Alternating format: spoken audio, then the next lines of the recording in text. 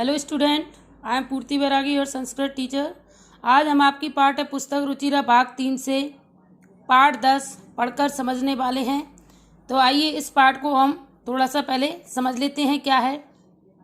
प्रस्तुत पाठ मनुस्मृति के कतिपय श्लोकों का संकलन है जो सदाचार की दृष्टि से अत्यंत महत्वपूर्ण है। यहाँ माता पिता तथा गुरुजनों को सादर और सेवा से प्रसन्न करने वाले अभिवादनशील मनुष्य को मिलने वाले लाभ को चर्चा की गई है।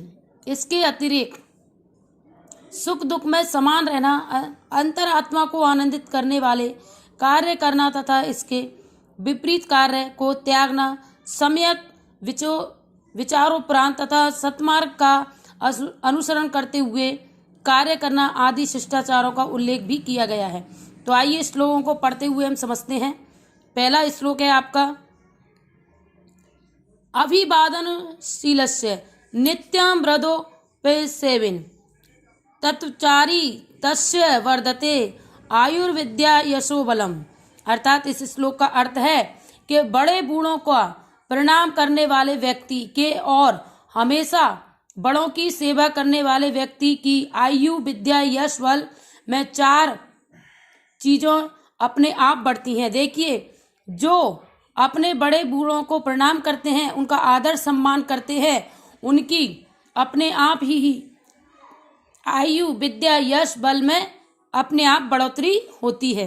दूसरा श्लोक है, यमं माता पितरौ कलेशम सहेत संभवे निर्णाम न तस्य निष्कृति शक्त्या कर्तुं वर्ष सतेरपि। यानी वर्ष सतेरपि का अर्थ होता है 100 वर्षों तक। अर्थात ये है कि माता पिता जब संतान पैदा होती है, माता पिता जो कष्ट सहन करते हैं उसका ऋण बच्चे संतान 100 वर्षों तक नहीं उतार पाती है। इसका भावार्थ इस प्रकार है कि मनुष्य के जन्म के समय जो कष्ट उसके माता पिता सहते हैं, उस कष्ट को निस्तार 100 वर्षों में भी नहीं किया जा सकता। अर्थात माता पिता का बदला 100 वर्षों तक भी नहीं चुकाया जा सकता। इसमें माता पिता के जो माता अब बच्चे को पैदा करने में जो कष्ट झेलती है उसके बारे में बताया गया है कि उसका ऋण बच्चे 100 वर्षों तक भी नहीं चुका पाते। त्यो निर्दिनम प्रियम कुर्यादाचार्यस्य च सर्वदा तेषेव त्रिषु तुष्टेषु तप सर्व समाप्ते।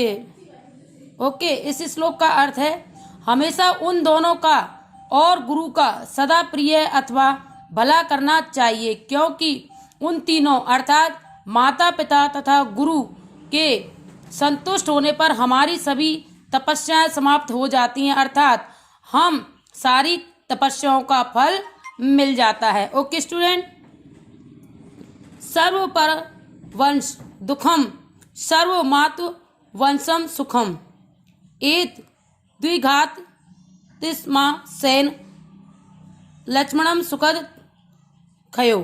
अर्थात इसका अर्थ है, इसके बस में होना सब दुख है और अपने बस में होना सब सुख है। अर्थात दूसरे के बस में होना सब दुख है और अपने बस में होना सब सुख है। संक्षिप्त में कहें तो सुख और दुख का यही लक्षण जानना चाहिए। 5वें नंबर पे, यत् कर्म कुर्वतो से स्ताप परितोषा अंतरात्मन तत् प्रलय तेन कुर्वीत विपरीतम तु वर्जते। इसका अर्थ है, जिस कार्य को करते हुए अंतरात्मा संतुष्ट हो उस कार्य को प्रसन्नता पूर्वक करना चाहिए, और जिस कार्य को करने में अंतरात्मा संतुष्ट न हो उस कार्य को नहीं करना चाहिए। इसके विपरीत कार्य छोड़ देना चाहिए। 6 नंबर का आपका श्लोक है, दृष्टिपूतम नेस्त पादम वस्त्रपूतम जलम पिबेत सत्य पूतवा बदे त्वचाम मन पूतम समाचरेत। इसका अर्थ है दृष्टि से पवित्र अच्छी तरह देखकर पैर रखना चाहिए, यानी हमें अपनी आंखों से देखकर ही पैर रखना चाहिए। वस्त्र से पवित्र पानी छानकर पीना चाहिए। सत्य यानी पवित्र सच्ची भाषा बोलनी चाहिए तथा मन से पवित्र उत्तम आचरण करना चाहिए। इसमें कहते हैं कि हमें अपनी आंखों से देखकर पैर रखना चाहिए और कपड़े से छानकर पानी पीना चाहिए और मधुर भाषा का प्रयोग करना चाहिए। ओके स्टूडेंट, तो ये था आपका 10वां पाठ आपकी संस्कृत पुस्तक से, जिसमें जिस पाठ का नाम था नीति नवनीतम यानी नए विचारें। ओके, माता पिता की सेवा और उनके आचरण के बारे में बताया गया था। इन श्लोकों को पढ़कर मैंने आपको समझा दिया है।